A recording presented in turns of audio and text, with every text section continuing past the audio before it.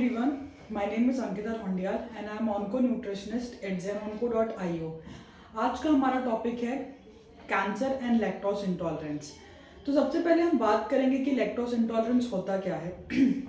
Lactose intolerance एक ऐसा intolerance है जो कि होता है बिकॉज ऑफ इंडाइजेशन।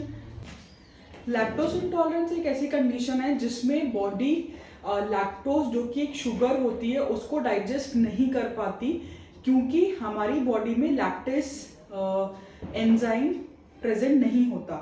उसको हम बोलते हैं लैक्टोज इंटॉलरेंस।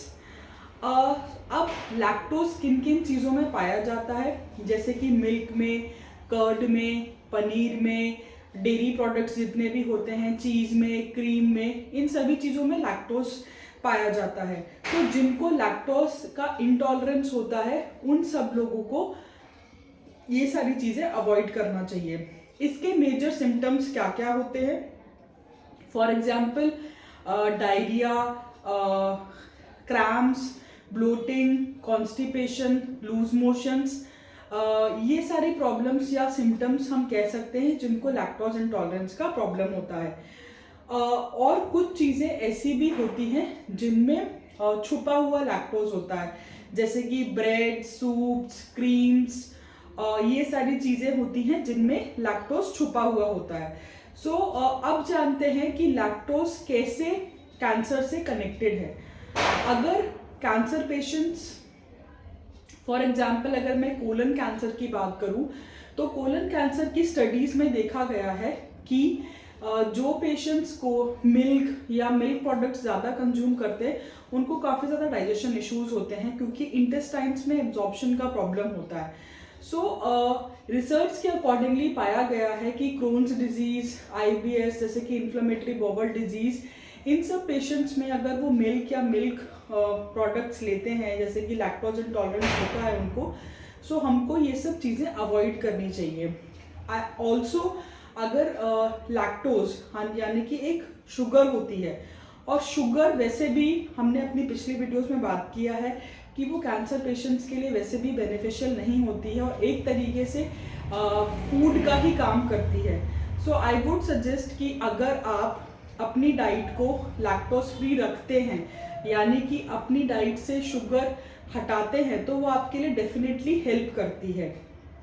तो ये तो हमने बात करी लैक्टोज इंटॉलरेंस और कैंसर। अगर हम अपनी डाइट लैक्टोज फ्री रखते हैं, जैसे कि लैक्टोज फ्री में आप कौन कौन सी डाइट ले सकते हैं, फॉर एग्जांपल कोकोनट मिल्क आप ले सकते हैं, आलमंड मिल्क आप ले सकते हैं, सोया मिल्क, ये सारी चीज़ें आती हैं लैक्टोज फ्री मिल्क में।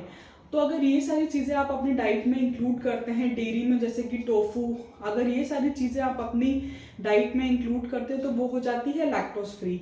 और ये लैक्टोज फ्री चीज़ें आराम से आप अपनी डाइट में इंक्लूड कर सकते हैं, जिसके काफ़ी ज़्यादा बेनिफिट्स होते हैं। फर्स्ट, ये हाई इन प्रोटीन्स होते हैं, प्लांट बेस्ड होते हैं, क्योंकि ये प्लांट से ही होते हैं, जैसे कि आलमंड से आलमंड मिल्क निकलता है, सोया से सोया मिल्क आता है, कोकोनट से कोकोनट मिल्क आता है। सो ये सारी चीज़ें लैक्टोज फ्री पेशेंट्स इजीली ले सकते हैं, जिनके बेनिफिट्स हैं, इनकी प्रोटीन रिच है, फाइबर रिच हैं, इनको लेने से आपको डाइजेशन इश्यूज भी नहीं होते, जैसे कि एब्डोमिनल डिस्कम्फर्ट, लूज मोशंस या ये सारी चीज़ें।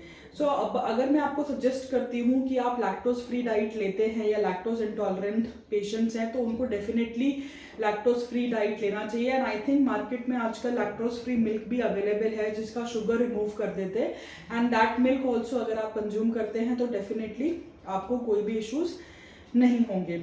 देन इसकी बहुत अच्छी अच्छी स्मूदीज़ या रेसिपीज़ बना करके भी आप अपने डाइट में डेफिनेटली इंक्लूड कर सकते हैं।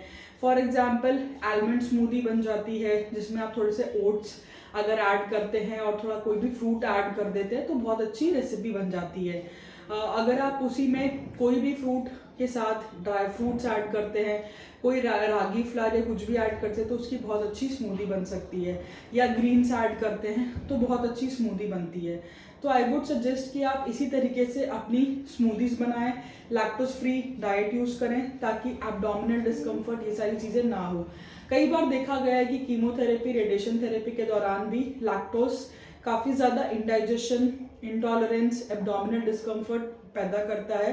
So during chemotherapy and radiation भी अगर आप लैक्टोज फ्री डाइट लेते हैं जो कि प्लांट बेस्ड होती है, वो काफ़ी ज़्यादा फायदे प्रोवाइड करती है।